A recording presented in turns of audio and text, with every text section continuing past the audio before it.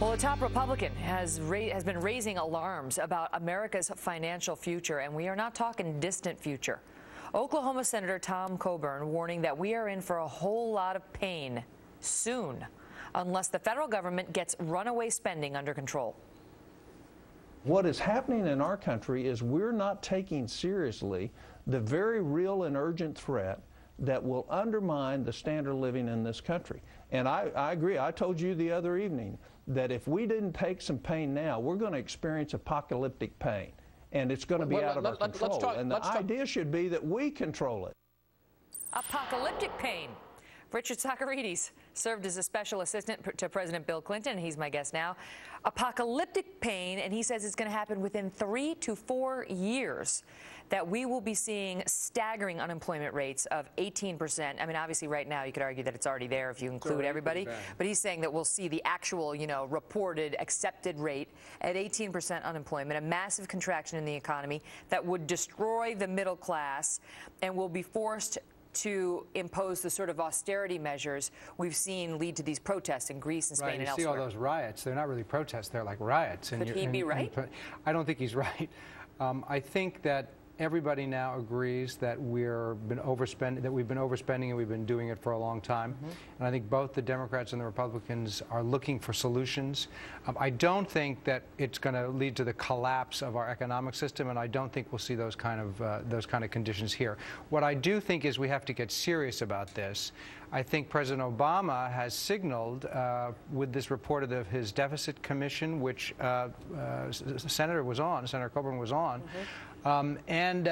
he said he's going to get very serious about this around the time of the State of the Union. But Richard, it's so funny to me to watch as an outsider from Washington.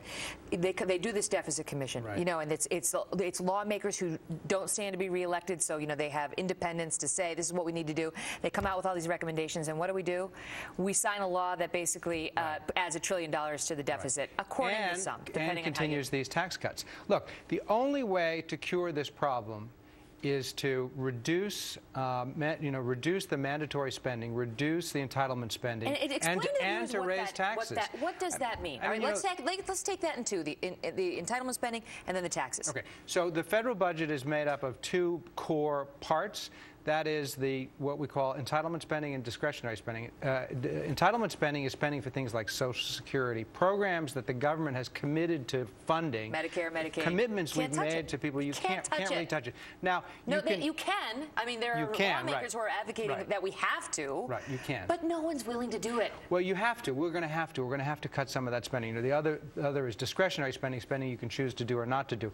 And for instance, now Coburn says, we can save a lot of money by cutting waste, fraud, and abuse in government. Now, no serious economist believes that you can save any kind of real money just by cutting waste, fraud, and abuse. I mean, we should look for opportures to save money in government. 60 Minutes did a report that said Medicare fraud alone is costing us $60 billion every year. Well, then we should fix it. I mean, I don't know why Congress doesn't fix it. I mean, this, people seem to have ideas. We should grab a hold of all of that. I mean, I think we saw this lame duck session of Congress got so much done. And you might not. Well, you might not agree with everything they've done. Commission, it was like, la la la la. I'm not listening to you, Jeffrey. I think that people are going to want this Congress back. People are going to want this lame duck session of Congress back because they got so much done and they seem to be acting cooperatively and collaboratively in the people's interest. Not on the deficit. Well, not on the deficit. But I think that serious deficit serious deficit reform is coming. Where? What? I mean, the Republicans and the Democrats are too afraid to touch that third rail, which involves Social Security, Medicare, and Medicaid. They're not going to touch it. So that only leaves discretionary spending, and we can't fix this debt with that. And now you mentioned taxes. We can't fix it with taxes either. People believe, the problem with us is like they're like I was after college. I was just a spender. I just spent. It didn't matter how much you helped me with my debt. I was just going to spend and spend and spend. The answer is not just to give me more money as the spender. And in this situation, the government is the post-college me. We're going to have to raise taxes. We're going to have to raise taxes, especially on the high. They're not responsible. Those lawmakers in Washington are not responsible for the money. We're going to have to raise taxes, especially on the upper upper income brackets. I mean, this notion that you can keep cutting taxes and it'll fuel the economy is just not going to last. We're going to have to cut discretionary spending, and we're going to have to raise taxes. Why should the American people be okay with that? Why should the upper income earners, whoever it is who's going to be subject to the tax, be okay with their tax bill going up when you've got $60 billion every year going out in Medicare fraud? Well, we should fix that we first. should fix the Medicare fraud. We should fix all of these problems, but we have to work together, and we have to do them. Well, you can't prioritize because now we have to do everything. We've run out of. You can't just do one thing first and then do the next thing. There's no trust. Well, there's going to have to be, because if we can't work collaboratively around some of these issues and fix this, then we really will be in trouble. I mean, I don't think it'll be 2 years or 3 years, but I think that if we can't really work on this, and I think we're starting to make progress. I really think this deficit reduction commission had some excellent recommendations. There were Republicans and Democrats on it. Erskine Bowles, who was my boss when he was White House Chief of Staff, and Alan Simpson. I mean, I think that they gave us the straight talk. They were ignored. Well, they weren't ignored. They were ignored in this tax deal, which had to get done. But I am hopeful. I really am hopeful. Would you give money to the post-college me? I would give money. I don't know. I think I'd probably loan you money no matter what. I'm telling you. If you asked me, I think I would give it to you. This government, in general. I mean, you know, Vice President Cheney, when he was in the White House, he didn't think the deficit mattered either. It's like they all.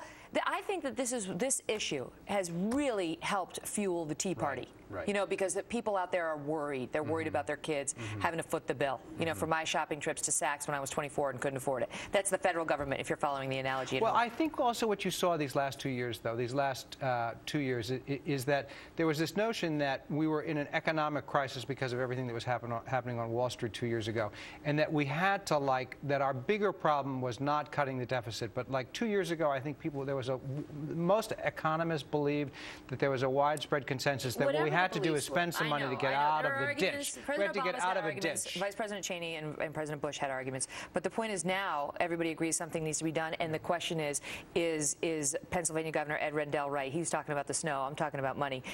Are we seeing the wussification of America? They are too much. There's too much, you know.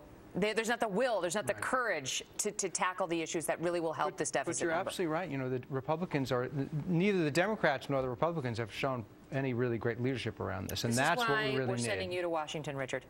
Richard is going from New York down to Washington, and this is what I expect. You've got 2 years. 2 years to give me 2 years. Expect you to come back. I'm going to fix the deficit in 2 years. Budget. I don't know. I'm going to need some helpers. You're going to have to help me. We could have a deficit crusade, you and I. Maybe you could start with a lesson that I learned after, you know, I've straightened out my finances, which is not everyone can afford Prada.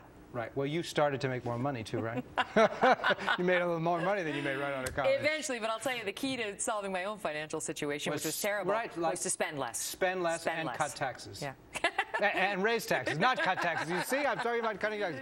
No, you have to spend less and you have to raise taxes. That's what the government has to do. Richard Socarides, everybody. Thank you so much. Good to see you. Good to see you, too. Happy blizzard. Thank you, yeah. It's amazing out there. It's beautiful. Stuff to travel in.